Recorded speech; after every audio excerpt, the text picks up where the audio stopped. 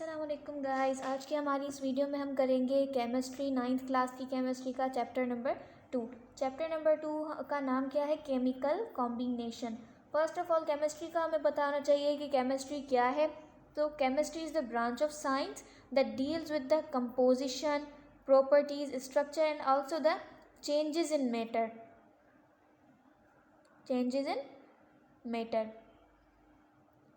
ठीक है, तो जो मैटर होता है उसकी जो कंपोजिशन है कि वो कंपोज किस तरह से है, उसकी प्रॉपर्टीज, स्ट्रक्चर और उसमें क्या चेंजेस आ रही हैं, उन सब की स्टडी को हम क्या कहेंगे? केमिस्ट्री। ठीक है, उसके बाद हमारे चैप्टर 2 स्टार्ट करेंगे। चैप्टर 2 के स्टार्ट में क्या होता है? Laws of chemical combinations. ठीक है, लॉज ऑफ केमिकल कॉम्बिनेशन का मतलब क्या है? Chemical combination first of all क्या है? मतलब कि जब हम केमिकल्स को मिक्स करेंगे, उनको कंबाइन करेंगे तो उसका कुछ लॉज है हमारे पास, तो उनको क्या कहेंगे हम? Laws of chemical combinations. तो हमारे पास 4 लॉज होंगे। First, law of conservation of mass. Law of conservation of mass is given by Lavoisier in 1785. Okay, so this law states that mass is neither created nor be destroyed.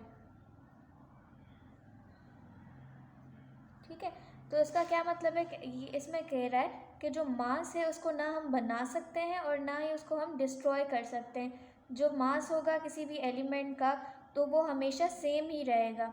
ठीक है, या फिर हम इसको इस तरह भी कर सकते हैं कि इनिशियल, जैसे देखें, अगर ये H हाइड्रोजन प्लस ऑक्सीजन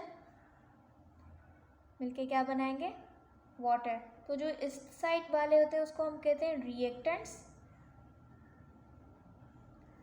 और जो इस साइड वाले होते हैं वो कहते हैं प्रोडक्ट। तो जो ये रिएक्टेंट्स थे ये फाइनल में जाके क्या बना लिया इन्होंने? वाटर बनाया। H2O is the formula of water. ठीक है, तो यहाँ पे हाइड्रोजन है और ऑक्सीजन है और यहाँ पे हाइड्रोजन वाटर है। ठीक है, तो अगर हम इसका मास करेंगे तो हाइड्रोजन का होता है बेसिकली 1 होता है, तो उसको हम जब मिलाएंगे तो वो बन जाएगा 2 है, प्लस ऑक्सीजन का कितना होता है? 16। तो जब हम इसको मिलाएंगे तो ये हो जाएगा 18। ठीक है, इस साइड इनिशियल साइड वाला भी क्या आया हमारे पास? 18। अगर हम फाइनल वाला प्रोडक्ट साइड देखें तो प्रोडक्ट साइड में भी क्या आएगा? हाइड्रोजन 2 प्लस ऑक्सीजन के 16, 18। ठीक है, तो इसका मतलब क्या है कि रिएक्शन से पहले और रिएक्शन के बाद हम क्या करें? मास हमेशा सेम रहेगा। जब भी एलिमेंट्स कंबाइन होंगे या अगर नहीं कंबाइन हो रहे तो मास क्या रहेगा? हमेशा सेम रहेगा। मास जो है वो कभी भी ना हम उसको बना सकते हैं और ना ही हम डिस्ट्रॉय कर सकते हैं। और अगर दूसरी इस डेफिनेशन देखें तो उसमें क्या कहते हैं कि जो इनिशियल रिएक्टेंट्स हैं उनका भी मास सेम होगा और जो फाइनल प्रोडक्ट हमारे पास बन रही है उसका भी क्या होगा? सेम ही होगा। रिएक्टेंट जो कि रिएक्शन करके कोई हमें प्रोडक्ट बना के दे रहे हैं, इसको क्या कहेंगे हम? रिएक्टेंट साइड, और इसको हम क्या कहते हैं? Product side.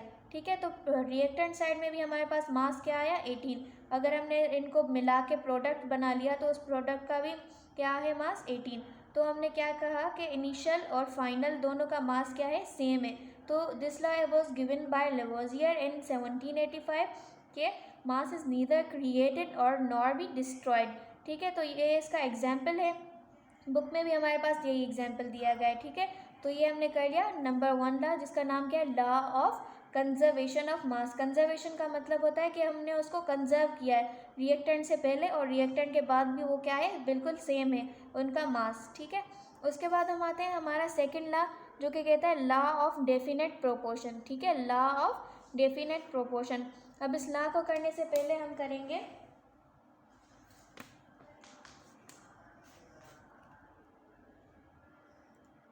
एटम। एटम आपको पता है क्या होता है? एक इंडिविजिबल पार्टिकल है जिसको हम ज़्यादा डिवाइड नहीं कर सकते, उसको हम क्या कहेंगे? एटम। जिस तरह से ये देखें, अगर ये पेज है, ठीक है, मैं इसको तोड़ूं, ये हमने इसको तोड़ दिया। ठीक है, तो ये, और अब हम इसको और तोड़ेंगे, कट करेंगे। ठीक है, हम अगर इसको कट करते जाएंगे, अब एक आखिरी हमारे पास स्टेज आएगी जहाँ पे हम इसको कट नहीं कर सकते। तो जब हम उसको कट नहीं कर सकते तो वो क्या हो जाएगा, एटम। ठीक है, ये एटम क्या है, इनडिविजिबल पार्टिकल। ठीक है, जिसको हम ज़्यादा डिवाइड नहीं कर सकते। तो जब एटम कंबाइन होके क्या बनाएंगे, एलिमेंट। ठीक है, एलिमेंट कौन से होते हैं, जिस तरह से हाइड्रोजन एलिमेंट है, ऑक्सीजन एलिमेंट है, कार्बन एलिमेंट है। तो ठीक है, एटम मिलके क्या बनाएंगे, एलिमेंट, और एलिमेंट जब मिलेंगे तो वो क्या बनाएंगे, कंपाउंड। ठीक है, कंपाउंड किस तरह से, अगर हाइड्रोजन और ऑक्सीजन को हम मिला दें तो क्या बनाएंगे, H2O, वाटर बना दिया इन लोगों ने। तो एलिमेंट्स जब कंबाइन होंगे तो एटम कंपाउंड बनाएंगे, एटम जब कंबाइन होंगे तो एलिमेंट बनाएंगे, एलिमेंट कंबाइन होके क्या बनाएंगे, कंपाउंड। ठीक है, अब हम आते हैं हमारे सेकंड लॉ पे। सेकंड लॉ कहता है कि, तो हमारा जो सेकंड लॉ है, law of definite proportion given by Louis Proust. ठीक है, तो इस लॉ में क्या कहता है कि different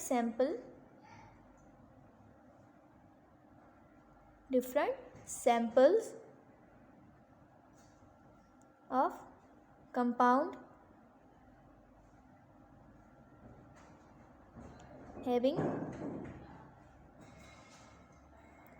same elements with same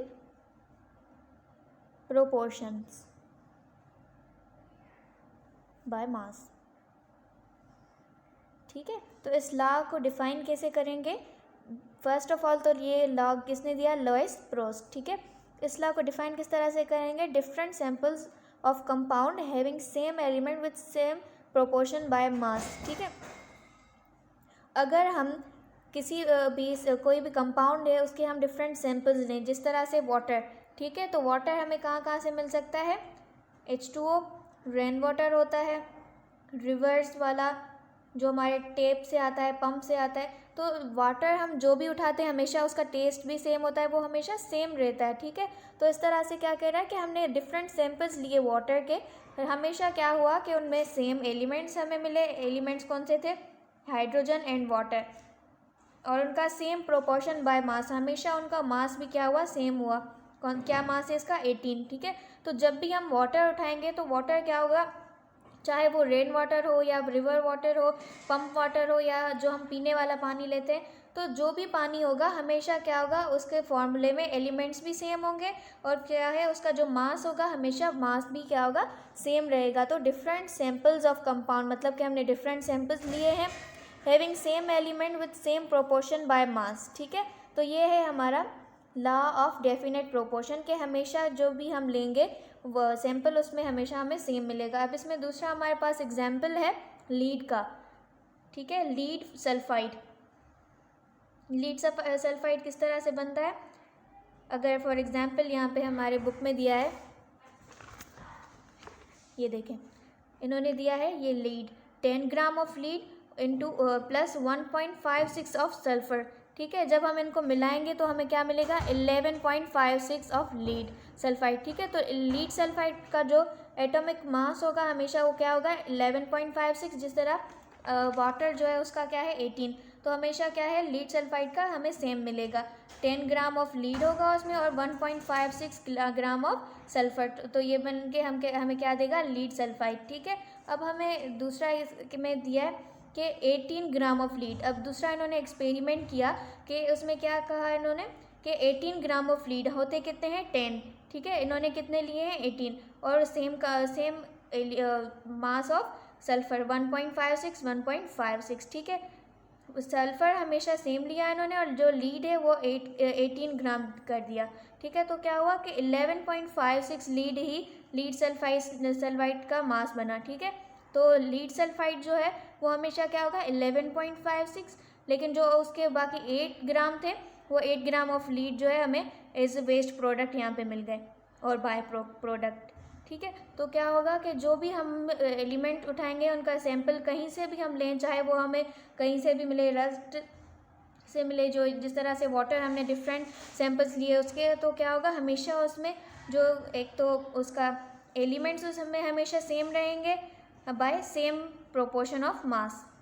ठीक है, मास का प्रोपोर्शन भी हमेशा सेम होगा और जो उनमें एलिमेंट्स होंगे वो भी हमेशा सेम रहेंगे, कहीं से भी उठाएंगे हम वो सेम रहेगा। जिस तरह इसमें 18 ग्राम थे, हमें चाहिए कितने 10 तो 10 इन्होंने ऐड किए, बाकी जो 8 ग्राम थे वो इन्होंने एज वेस्ट प्रोडक्ट और बाय प्रोडक्ट यहाँ पे अलग से कर दिए। ठीक है, तो इसको हम क्या कहेंगे, लॉ ऑफ कांस्टेंट प्रोपोर्शन या डेफिनेट प्रोपोर्शन। ठीक है, कांस्टेंट का मतलब होता है हमेशा की तरह सेम।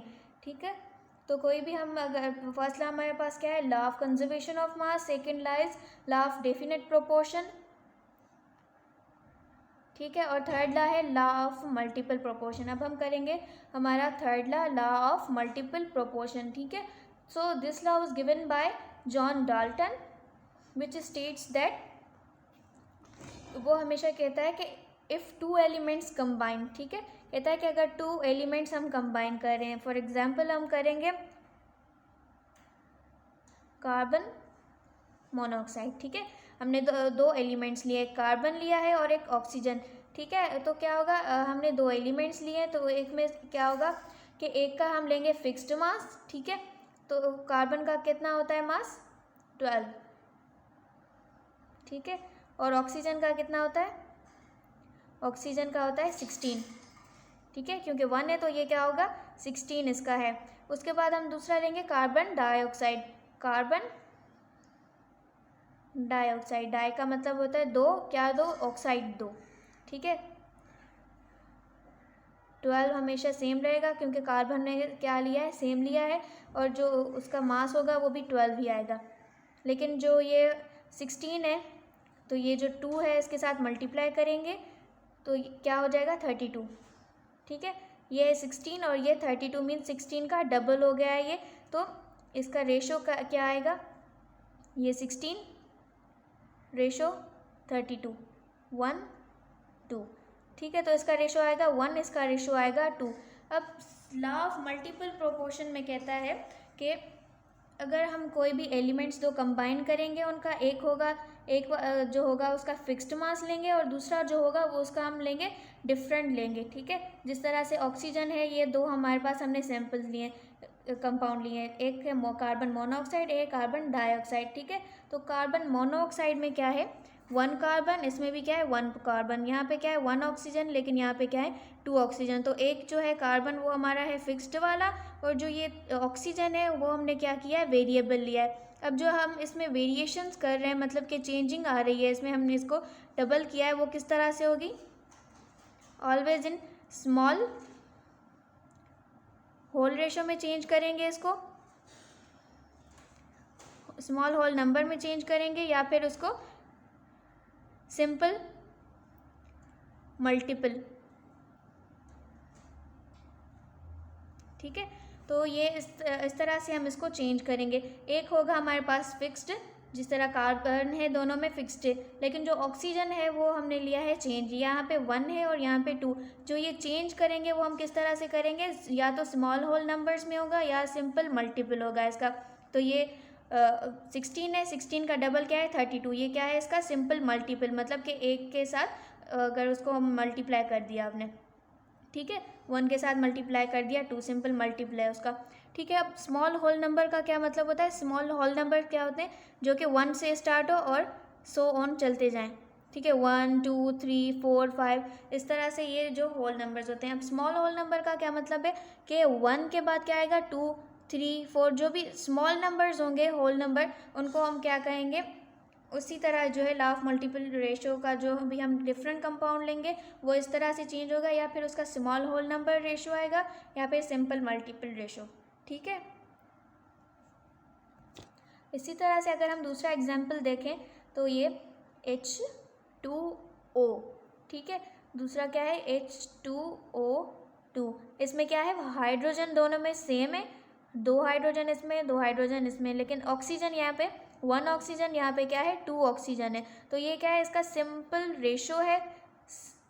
ठीक है, इसका सिंपल रेशो है, या स्मॉल होल नंबर में हमने इसको इंक्रीज कर दिया है। ठीक है। तो जो भी हम रेशो कंपाउंड्स लेंगे हमेशा उनमें अगर एक मास जो है फिक्स्ड होगा तो दूसरा क्या होगा, चेंज हो जाएगा, ठीक है। उसके बाद आते हैं हमारा fourth law of reciprocal proportion, ठीक है। Law of reciprocal proportion is given by Richter इन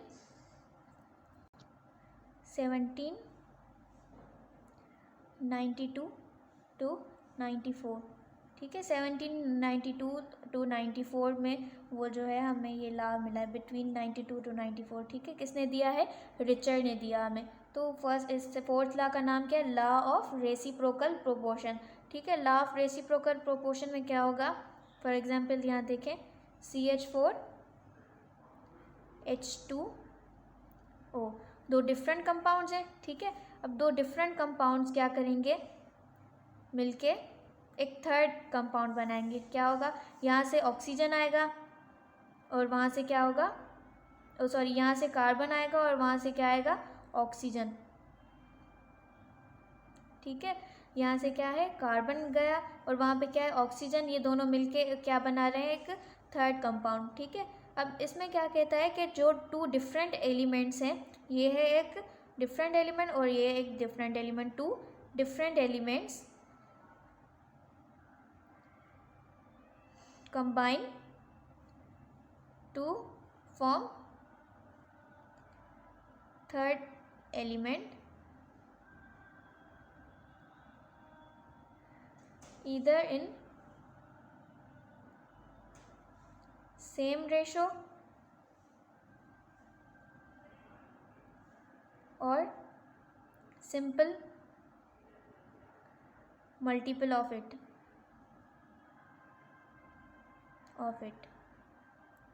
ठीक है। तो क्या होगा इसमें, लॉ ऑफ रेसिप्रोकल प्रोपोर्शन में क्या कह रहा है कि two different element combine to form third element, ठीक है। दो डिफरेंट एलिमेंट्स थे, कार्बन और ऑक्सीजन, दोनों क्या है, दोनों डिफरेंट एलिमेंट्स। अब जब ये कंबाइन हुए तो उन्होंने क्या बनाया, एक थर्ड एलिमेंट। जो थर्ड एलिमेंट बनेगा कहता है कि वो हमेशा सेम रेशो में बनेगा, सेम रेशो होगा, या फिर उसका simple multiple of it. Simple multiple मैंने आपको बताया कि जो है उसका मल्टीपल होगा। अगर यहाँ पे ये 1 था तो यहाँ पे आके ये क्या हो गया, 2, तो ये क्या है, इसका सिंपल मल्टीपल है। तो हमारा जो फोर्थ लॉ कहता है कि जो डिफरेंट एलिमेंट्स दूसरे डिफरेंट कंपाउंड से आ रहे हैं, तो जब थर्ड एलिमेंट बनाएंगे, जो थर्ड एलिमेंट बनेगा या तो वो सेम रेशो से होगा या फिर सिंपल मल्टीपल ऑफ इट, या फिर ये हो सकता था कि ये कार्बन मोनोऑक्साइड बन जाता, ठीक है, क्योंकि ये सेम अगर रेशो बनाते, लेकिन इन्होंने क्या किया है, सिंपल मल्टीपल रेशो इसका बनाया, ठीक है। तो सिंपल मल्टीपल रेशो के मीन्स यहाँ पे 1 था तो यहाँ पे क्या हो गया, 2 आ गए, ठीक है। तो ये है हमारा लॉ ऑफ रेसिप्रोकल प्रोपोर्शन। तो हमने कर लिया हमारे 4 law complete. Law of conservation of mass which states that mass is neither created not destroyed, ठीक है। उसका हमेशा रिएक्टेंट साइड इनिशियल जो होगा और फाइनल प्रोडक्ट दोनों में मास क्या होगा, हमेशा सेम होगा, ठीक है। उसके बाद आ जाता है law of definite proportion. Law of definite proportion में क्या कहता है कि different sample compound samples of compound having same element with same proportion, ठीक है। हम अगर सिंपल इनके लेंगे, डिफरेंट सैम्पल्स लेंगे तो डिफरेंट सैम्पल्स हमेशा उनका मास सेम होगा और उनमें एलिमेंट्स भी हमेशा क्या होंगे, सेम, ठीक है। उसके बाद आता है हमारा third law of multiple proportion के जब भी हम किसी कंपाउंड को बनाएंगे तो जो एक होगा फिक्स्ड एलिमेंट, ठीक है, किसी भी कंपाउंड को हम बना रहे हैं उसका एक होगा फिक्स्ड एलिमेंट, जो उसका सेकंड वन होगा वो हमेशा चेंज होगा। जब वो चेंज होगा तो वो किस तरह से चेंज होगा, उसका मास या तो वो स्मॉल होल नंबर रेशियो में चेंज होगा, मीन्स कि 1 2 3 4 5 जो स्मॉल होल नंबर्स हैं उसमें होगा, या फिर उसका सिंपल मल्टीपल होगा, ठीक है। सिंपल मल्टीपल क्या है, मतलब कि अगर यहाँ पे 1 है तो आगे जाके वो क्या बनाएगा, मतलब दूसरा होके क्या बनाएगा, 2। अगर ये 2 है तो आगे अगर हम तीसरा बनाएंगे तो वो क्या होगा, 3। तो इस तरह से ये इसका सिंपल मल्टीपल होगा।